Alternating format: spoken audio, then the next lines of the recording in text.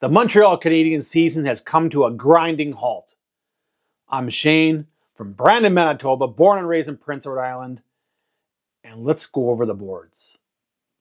Kirby Dach injury was just, okay, I am done. I need to vent. I need to tell people why we are in this position, why we can't recover from this potential catastrophic season. And it's going to be catastrophic. You've seen how this team plays versus the heavier teams. You've seen the numbers, how this team plays versus the playoff teams. They don't win.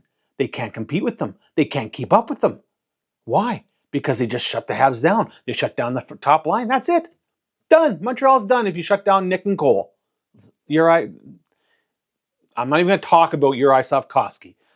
He's a kid. He's a fine hockey player. He's on pace for almost 60-odd points this year, which is great for a first overall pick in his third or fourth year. It's not great. It's acceptable. What's great would be Celebrini, Connor Bedard, Leo Carlsson. Those three, don't even get me going. Mr. Kent Hughes, don't even get me going. On that 2023 draft, Carlsson, Fantilli, Caden Lindstrom, Smith. I think there was 4 centers available at that draft where we got Reinbacher. 4 syllables? 4 centers. Did I say syllables? Seriously? Well, we'll see in the recut. But don't get me going on that. I wanted this rebuild to be different. I wanted Kent Hughes to stick to the plan. Draft high, draft often. Which means there's going to be freaking pain. The hockey culture. The winning culture. It's going to be ruined. Oh, no. You think the Chicago Blackhawks, San Jose Sharks, and the Anaheim Ducks today are even thinking about the years of pain they've had to build what they have so far? Do you think the Anaheim Ducks fan base today cares about what happened last year or the year before that or the year before that? No, they do not. They are so excited for what they see on the ice right now. They have, remember, what was it, TSN today? Released their Core 4 under 21, Core 4 under 24. And Buttons and company picked the Montreal Canadiens, which is fine. Lane Hudson, Uri Slafkovsky, Fowler, who's the other one I'm missing? Demidov. Great Core 4. But when you look at the Anaheim Ducks Core 4 right now, oh my Lord. That destroys Montreal today. Core 4 in the future, who knows what's going to happen? I can't predict the future. I'd like to think I can. I'd be a millionaire if I could. I'd be picking Montreal to lose every game for the next month. Well, not every game, but you know what I'm saying. Squirrel, 2. But so, yeah, they picked Montreal for the Core 4. I think it's the Anaheim Ducks. I would take them over our Core 4 right now today. Yeah, I get it. We have a great future. Everyone talks about the future. Settle down now. Ah, dear. So we got a glimpse of Uri Slafkovsky with Demidov and Sammy Kapanen. Oh, wait, it's not Sammy Kapanen. Oliver Kapanen. Or is it Olivier in Montreal? It's Oliver Kapanen. Or some podcast, Kipanen. His name is fucking Kapanen, okay? It's Sammy Kapanen. It's his cousin or something like that. Or nephew, I don't know. Kapanen. Just say it right. Ivan Demidov. It's Ivan. He's from Russia. Squirrel number 3. The Habs have 4 key injuries. Laine's gone. Goulet's gone. Newhook, who was having a great season, gone. Dach, who was playing a good role this season, gone. And his injury is only for 4 weeks. Newhook, I don't remember what it is for now. Maybe he's out for the season. I don't remember. I don't want to reflect on how long these guys are out because it seems like it's always been forever that they're out. They're gone.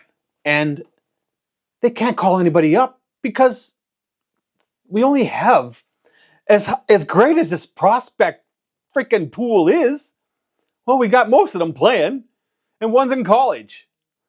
One's in the AHL. Fowler's in the A. Hage is in NCAA.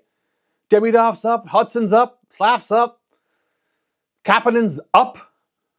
They're all up. Where's this prospect pool? Yeah, they're all playing. That's great. So how do you recover from 4 key injuries? Well, you can't trade any of our prospects away for replacements. That's just silliness. So Kent should tough it out, play the season out. They're on pace to drop from third in the division right now to dead last by Christmas easily. And they should stick that out. And I'll tell you why.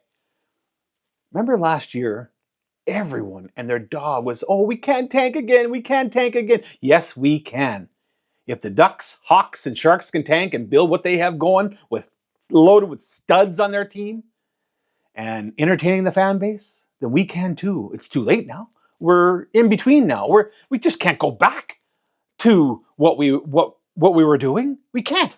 You can't go back like that. Coffee break. Slurp.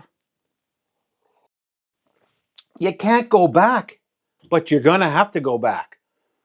Let's talk about 4 key dates last season that destroyed this freaking rebuild. Kent, you had it right. I'm not even going to talk about 2020. Oh, there goes the hand again. I'm not even going to talk about 2023's draft with all those centers available. Bedard, Carlson, Fantilli, Smith.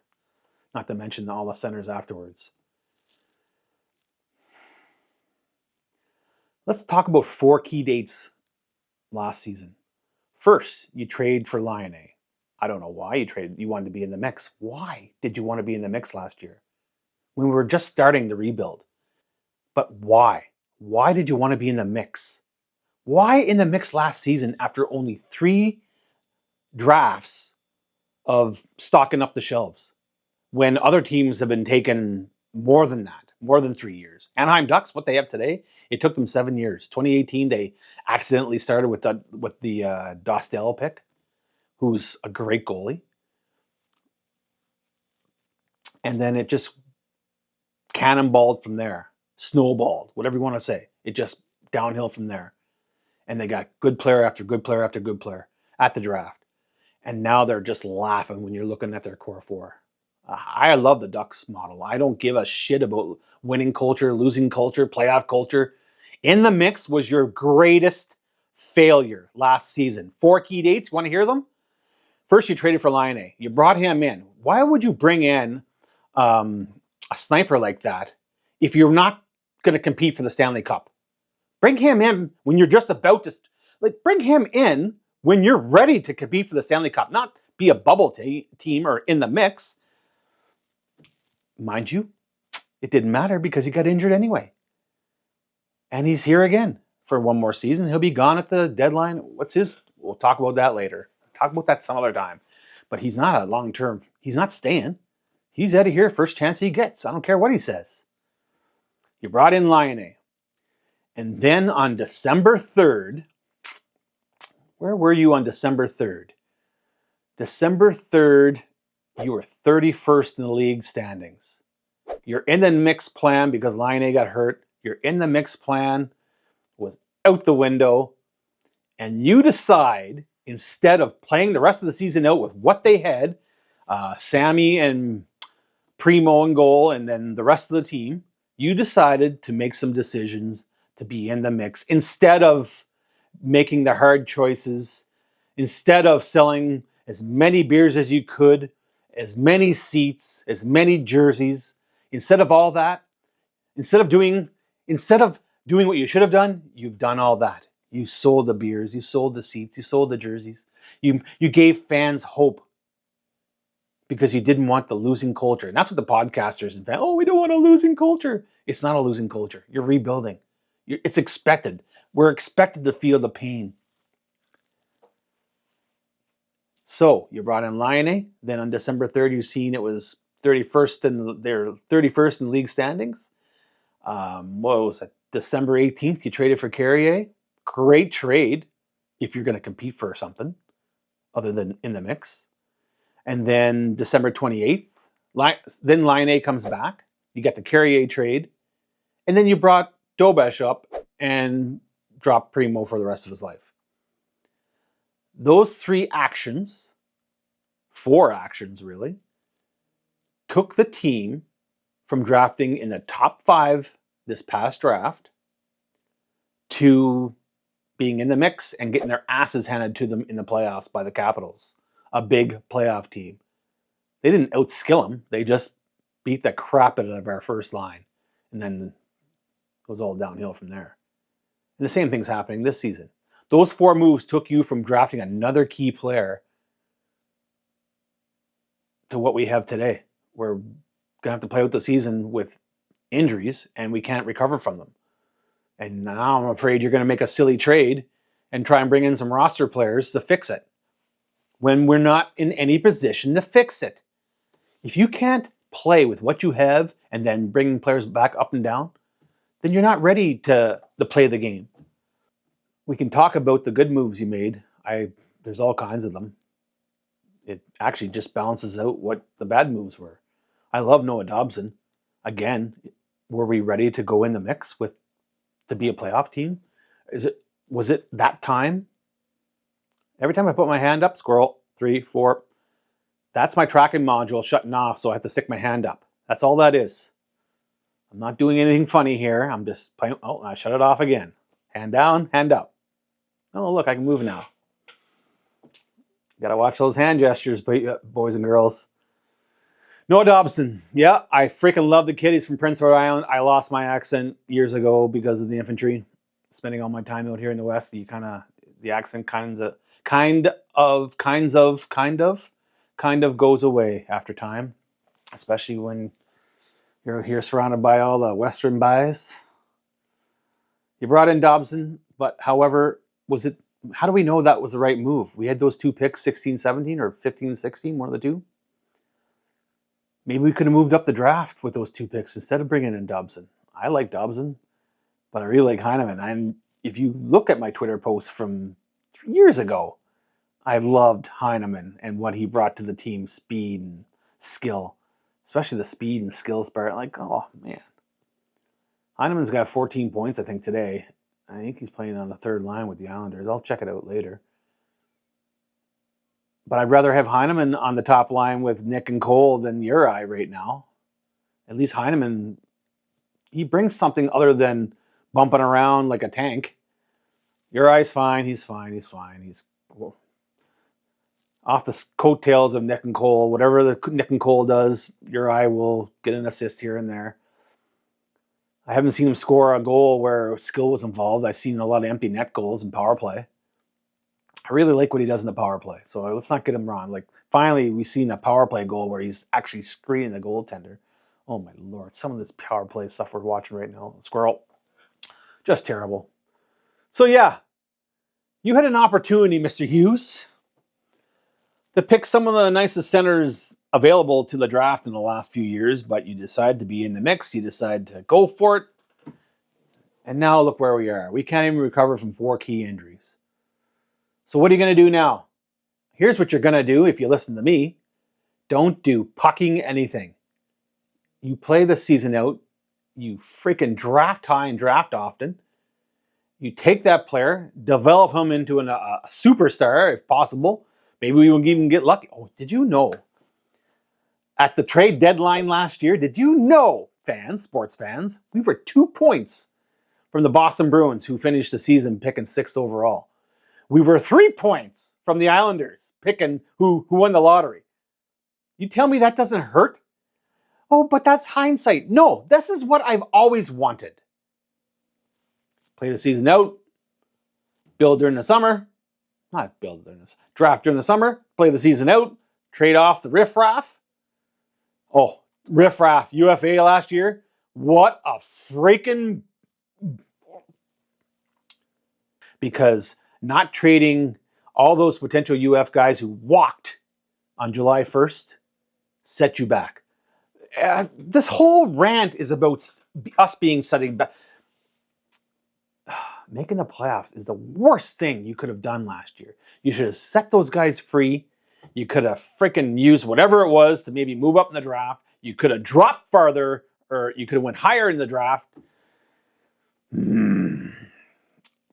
Armia looks pretty good in LA. Dvorak's playing pretty good with Philadelphia. Savard is looking great right now, blocking shots from his sofa. They walk for nothing. That is poor ass management right there. All because you wanted to... Nick said something about we want to play. Oh my God. I just don't know.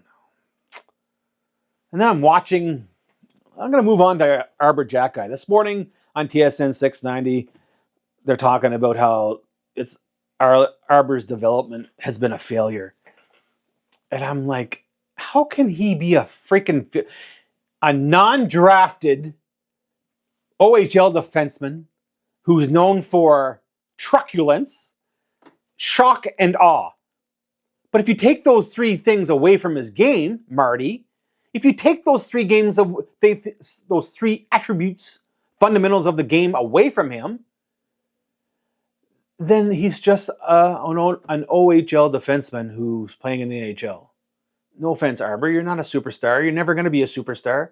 You have a freaking cannon of a shot, what I would love to see in the power play. I would like to see some bombs back there, breaking ankles all over the place.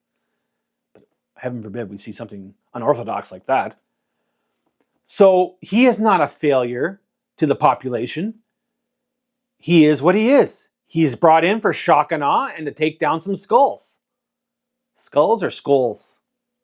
Squirrel, 5.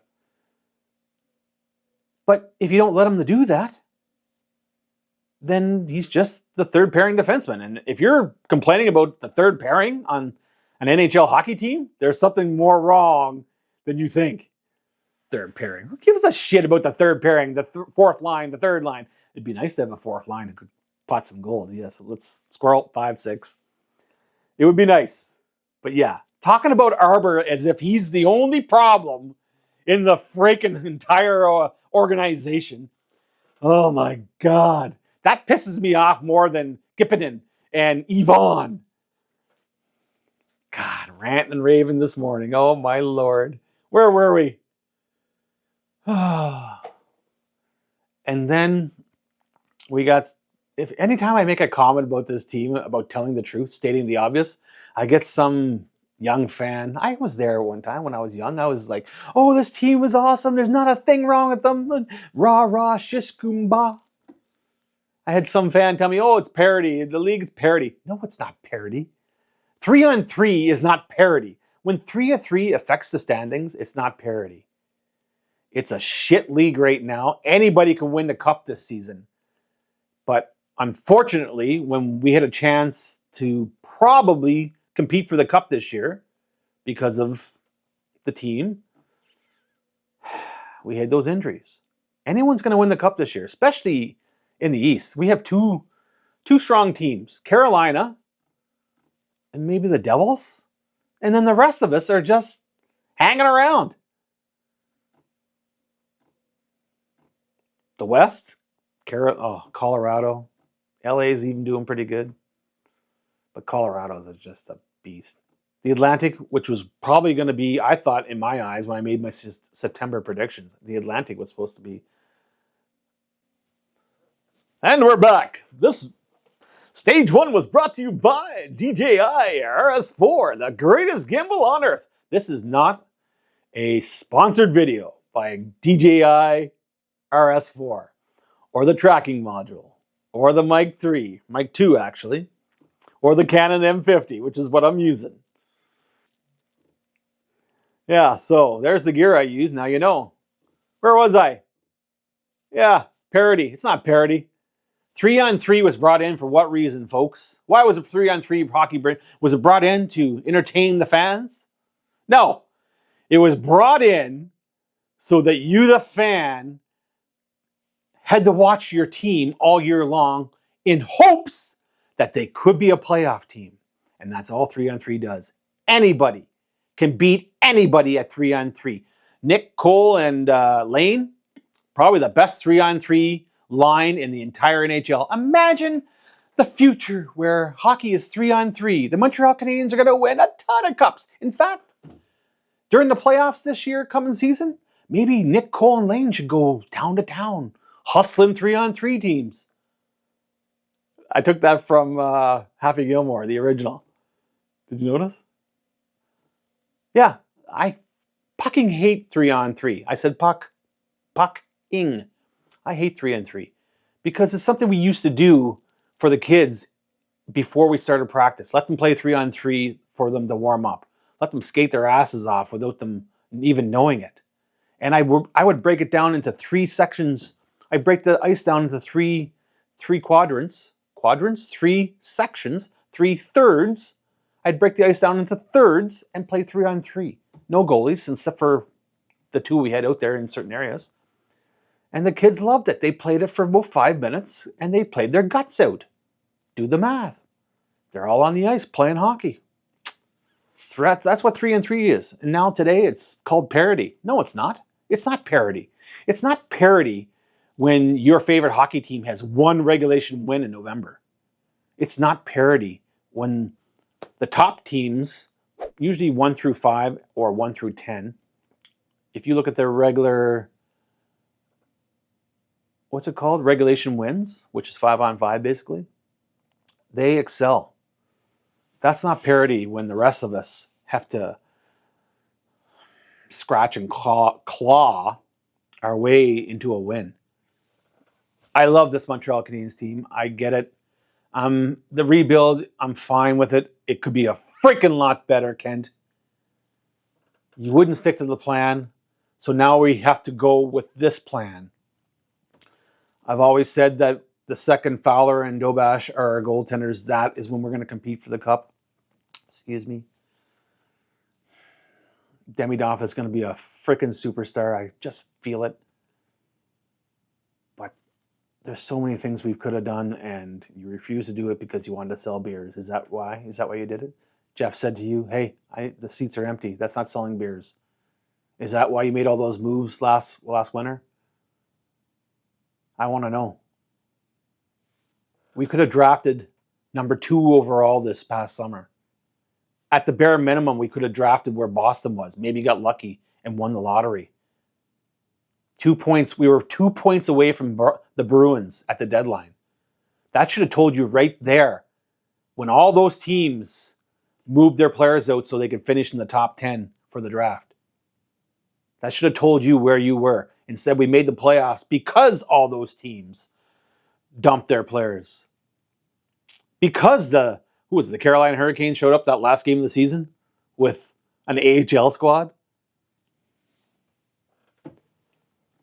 I don't know what to say. Other than I think my rant is over. I'm very pleased with it. And I don't want fans to lose their minds over this. You're allowed to be angry. It's okay. You're allowed to be angry. You're allowed to be disappointed. You do not have to be a sheep and follow and enjoy every single thing that the organization does. Because if you do, that will change nothing. But if you're angry, that changes everything.